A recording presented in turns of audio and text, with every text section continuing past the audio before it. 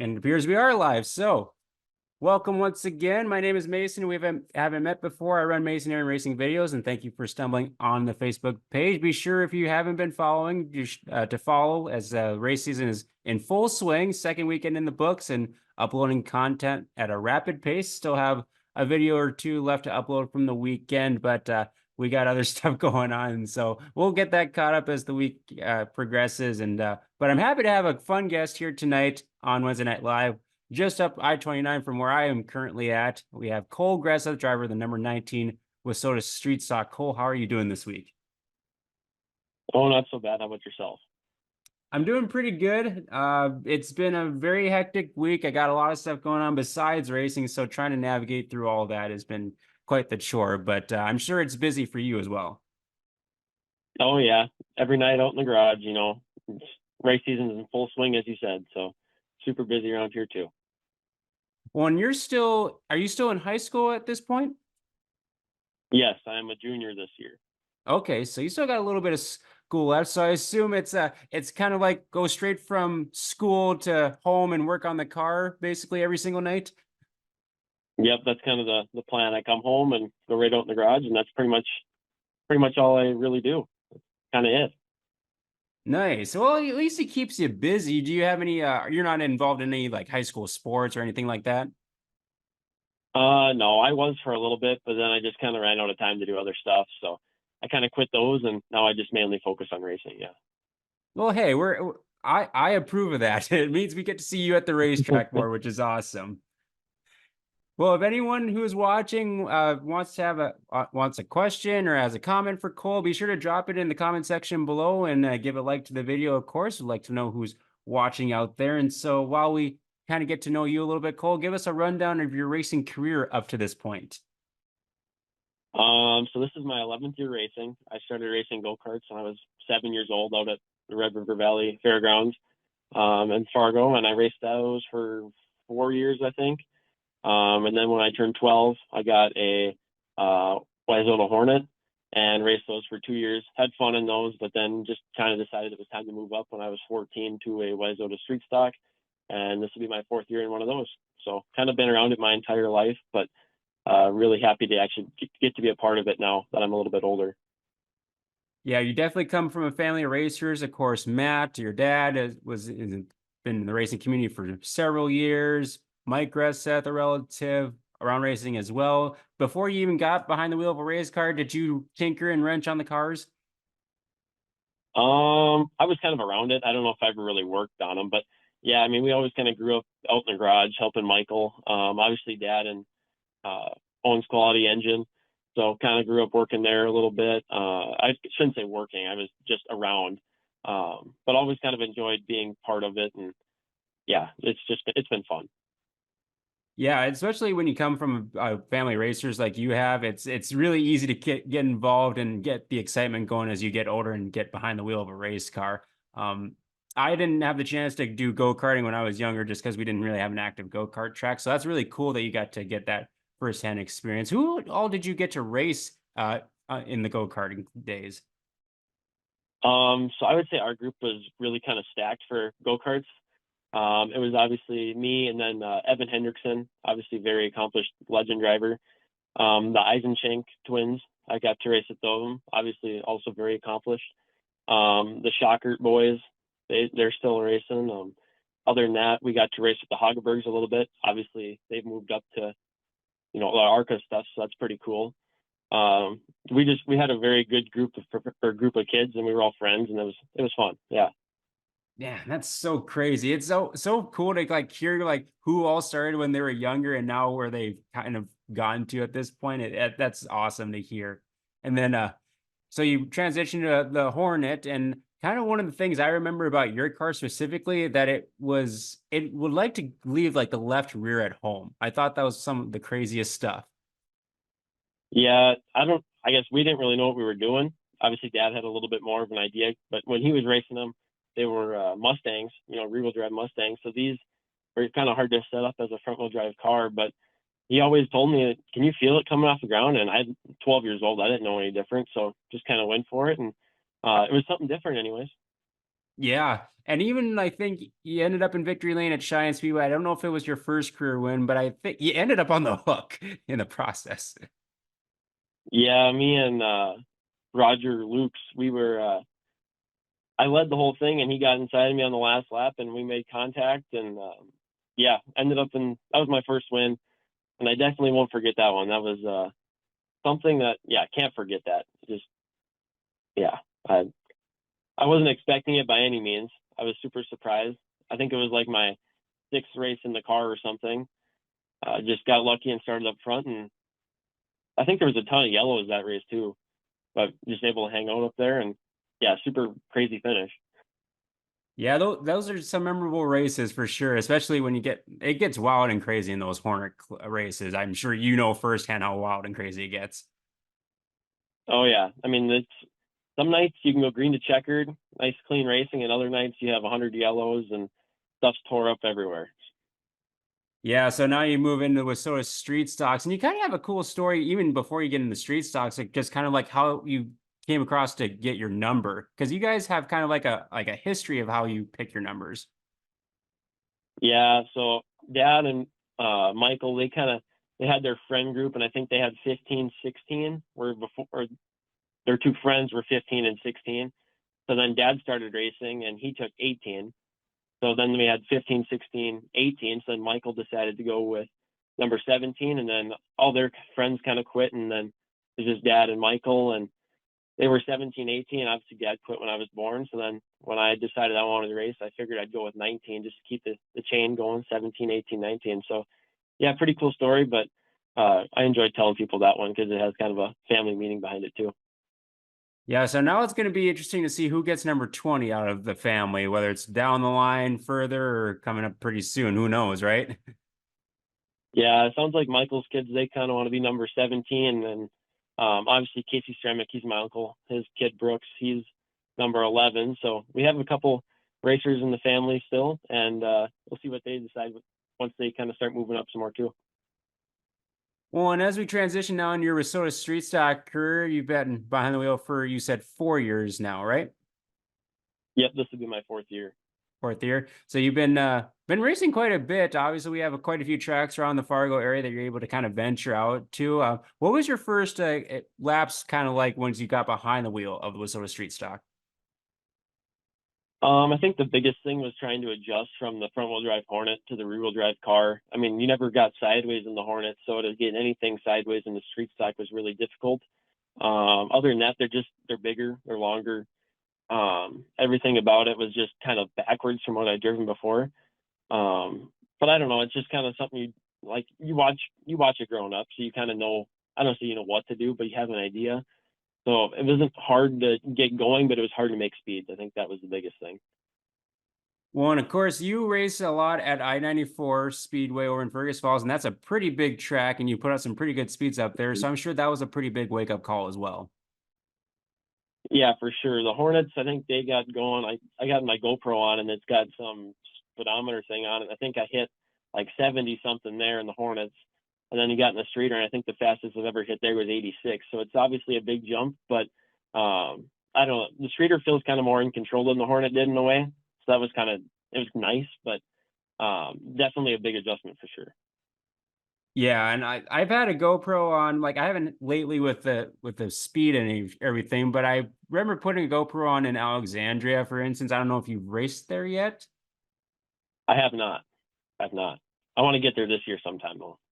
They like the one time I had a GoPro on there with the speed, I think they were like going like 95, 96 going into the corner. So I was like, dang. Yeah, that's crazy. Yeah, I like you put some pretty good speeds at Alexandria and Fergus Falls. They have such long straightaways, and especially if you get the right track, you can really cruise down the straightaways as well. Hmm. For sure. Well, want to say hi to a few of the watchers right now. Brandon Schultz, Connor Matz, Brad Stebleton. Thanks everyone for watching. And ML Motorsports with McKenna Romold, I believe is how you pronounce her name. So thanks everyone for tuning in. As far as like your car, especially this year, it's a beautiful looking car. It's got a nice, I believe it's a Chevelle body, correct? I'm not well versed in cars. Yep, for sure. So kind Yeah, it was something a of little go ahead. different. it was something a little different. It was kind of a funny story actually. So in 2022, I rolled over in the Hornet in Glendon there, and so we raced the rest of the year at that roof, and then we needed to find a new roof, obviously the one that wasn't beat up. So we went out to a junkyard and we were like trying to find a car because I had a Cadillac Eldorado roof on that year, so it was something that was different. So we were trying to find another one of those to fit the sails and stuff that we had, and we were looking around and we ended up finding a Chevy Malibu that we ended up taking the roof off of. But right behind that there was a '66 Chevelle, and we were sitting there looking at it. We're like, we can make that into a race car. So we went and raced the 2023 season with the Chevy Malibu roof, and then this year we were talking to my grandparents, and they're like, "Yeah, you gotta do it." So we went back and got the car, and we ended up finding a couple other cars. So everything on there is pretty much a complete Chevelle. So it was a lot of work, but I'm happy they talked me into doing it for sure. Yeah, it really stands out on the track and it looks absolutely gorgeous. I can't imagine how many hours that you spent working on that car. Yeah, thanks. It's I don't know because it sounds like at least Dad tells me stories of how many cars they had to gut out back when they were racing. I can't imagine how many hours they had into those, but yeah, it's something you definitely don't want to keep track of. Well, and it's really cool too, race fans and anyone watching. Cole documents his process of kind of putting that card together throughout the offseason. If you go to his Facebook page, Cole Greseth Racing, it it's really cool to see kind of like the transition as you get to like different steps and how much work actually goes into building a race car, not even just like a Chevelle type race car. And so, um, yeah, that's quite the process. And curious question because I don't remember exactly what the body type of the car you had beforehand, but does it drive whole lot differently with the Chevelle body versus what you had before? Actually, not too much. We got home from the topless last year, and we just we didn't put the car on scales, so we don't really know where it was at. We were in a hurry to get it all apart and wash it up and stuff, but it scaled out really nice. And we were out there, these last 2 weekends now, and honestly, I think it drives better than the other one. So hopefully, or maybe we'll keep this around for a while. There you go. Well, of course, you already started your 2024 season, got a few races under your belt. You had an adventurous start at I-94. Kind of talk to us about how you started off the year. Yes, we were gonna show up for test and tune because they had test and tune before the races on Friday night. We got there just as they were ending that, so had to go out there in the heat race, and my right front brake was locking up in the heat race. I was just super tight, so we were sitting there in the pits, and Dad's running back and forth to the parts trailer. We're replacing everything we can on these brakes, and can't get it figured out. So we ended up just putting it back together, and we ran out there and ran a B main and ended up winning that. Got thankful and or got lucky and started in the front row. So thankful for that. And then in the feature, just once again had to come in, hurry up, just try and figure some more stuff out. I think we bled the brakes 10, 12 times that night. Just kept trying and couldn't get it. So we just went out there, started 22nd in the feature and ended up sixth. That was fun, but too bad a lot of stuff got wrecked that night. We just kind of got lucky and we're in the right spot at the right time. But you'll have that on opening night sometimes. Well, and especially over at Fergus Falls, I think they had like 30 plus street stocks, which actually blew my mind. I didn't expect that many. So I was like, I'm sure it was kind of a wake up call for a lot of people. Yeah, for sure. We had more than the B mods that night, which never happens. So that was pretty cool.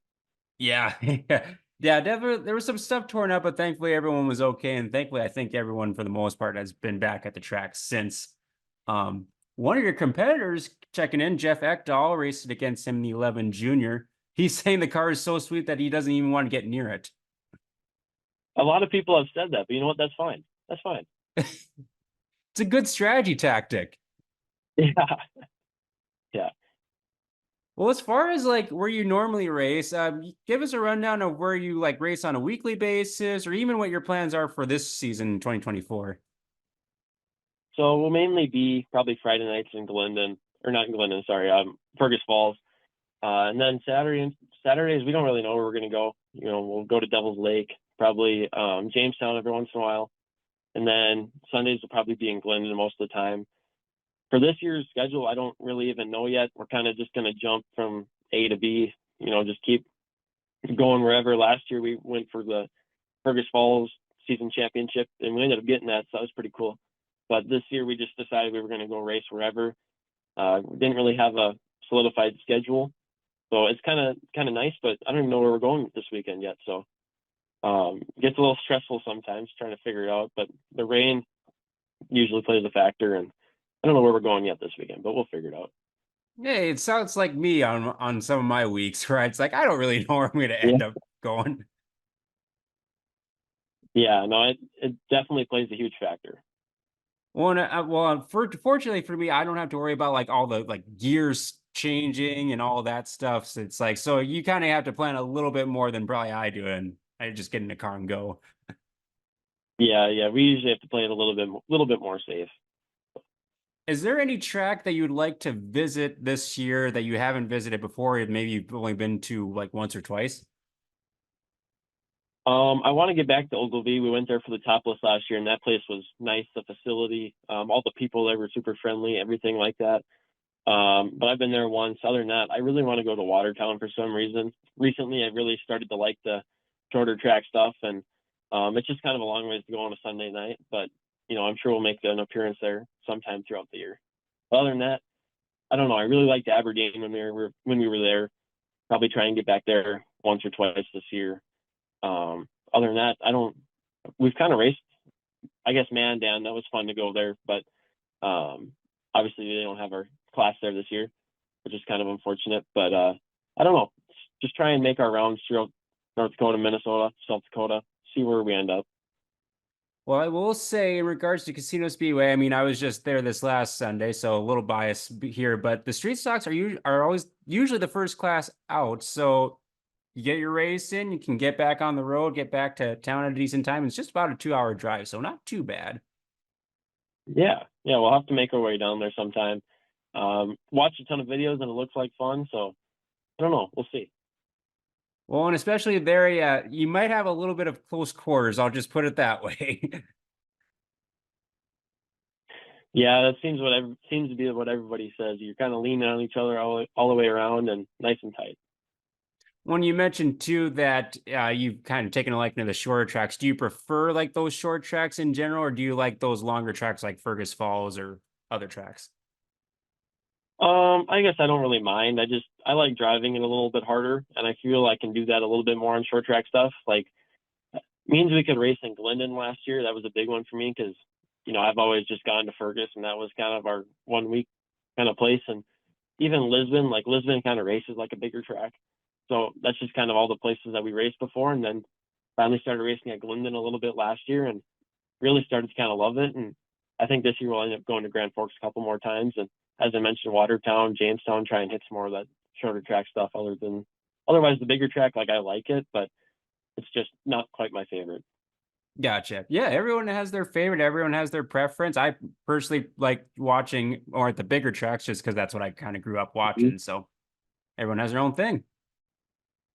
We got Jarek Stabler from South Dakota checking in, the Hornet driver from down in the Miller area. He's saying it's hands down, you got the best looking street he's seen in years. Thank you. And he would like to see it show up at the Miller Central Speedway at some point. Well, maybe we'll have to make a South Dakota weekend swing down there and go Aberdeen, Miller, and Watertown one weekend. That's kind of a popular swing if you're going to make a South Dakota one. That all three completely different tracks too. Yeah, yeah. Like I thought Alexandria was huge until I went to Miller for the very first time, and I'm like, dang, this place is big too. I've never been there before, so maybe we'll have to add that to the list of tracks this year. It's unique. I mean, they did a really good job last year. Like that track when I was there was awesome, and they put on really good races last year. So I'm expecting they'll have another good year this season down there as well. Well, while we got a second, I want to give you an opportunity to list off any sponsors, any crew members that help make your race program go. Yeah, there's so many people. As I mentioned, obviously mom and dad, they're giving me the opportunity, and I couldn't be more thankful for that. And obviously my sister, we drag her around everywhere during the summer, so she don't have much time to do anything else, but she records for the family and she does most of my social media stuff, so that's nice. Other than that, my grandparents, aunts, uncles, cousins, everybody in the family, they help so much. And Of course, all my sponsors, Quality Engine, Earthworks Services, General Equipment, Bear Valley Metalworks, RDK Enterprises, Collision Experts, Dakota Bumper, Aaron's Automotive. There's so many of them. Innovative Air, Thunder Road, Stremic Trucking, Bell Bank, Schaefer's, Shatter X. We had so many people jump on board this year, and couldn't be more thankful for everybody who did. Awesome. A great team behind you, a lot of sponsors, and that's always cool to see. And yeah, like you have a really good team behind you, so that's awesome to see. Jeremy Bloom from Wisconsin, check it in. It's got a fun question for you. Do you have a favorite racetrack food?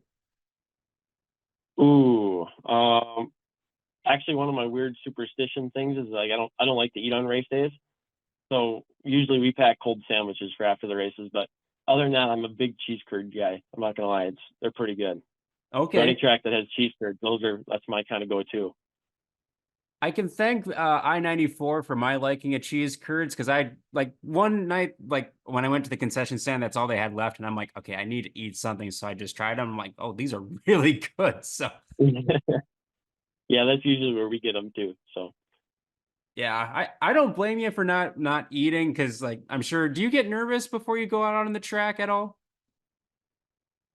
it's actually been getting better every year. Like this year, I'm more chill than I have been before, but it's just kind of something that Dad used to do and Michael doesn't do. So it's just kind of I don't really have a reason why. It's just kind of something that we've always done. So that's kind of my reason, I guess. But yeah, I guess it's I've been getting less and less nervous. That helps, I guess, even behind the wheel. Just stay more calm and yeah, it's been getting better.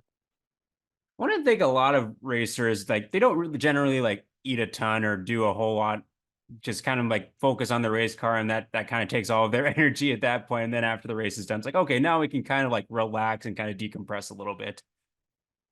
Yeah, that's even like just we don't really even get to sit down at the racetrack. So finding time to much less kind of eat is it gets to be kind of challenging, especially when you have busy nights where you got to run a couple times a night. You know, if you have to run a B main or something like that, it gets definitely busy. So Yeah, and especially those nights with B mains is just like, okay, well, we got to do the tire prep, and then we get okay, we transfer to the B main. Now we got to do tire prep again and have a shorter time frame. So yep, I can only imagine it's kind of all hands on deck in between those races. yeah, it usually is. Usually is. Well, Jeremy's asking, have you any flat tires this year? If so, how many? This year we've been pretty fortunate. We bent one wheel up in Grand Forks last weekend. We got lucky. We even busted a couple studs on the rear end. We got lucky and the wheels stayed on and it didn't flatten the tire. So no, and hopefully we don't get any for the rest of the season. I know it's tough, tough, like to you have a little luck with the racing, and so I'm sure contact's gonna happen at some point, and hopefully it's not too much to kind of take you out of the race. Yeah, or sometimes it's even something as dumb as, you know, a piece fell off somebody else's car in the racetrack or just some unpredictable stuff that you can't really control. So It's all part of it, all part of racing, especially.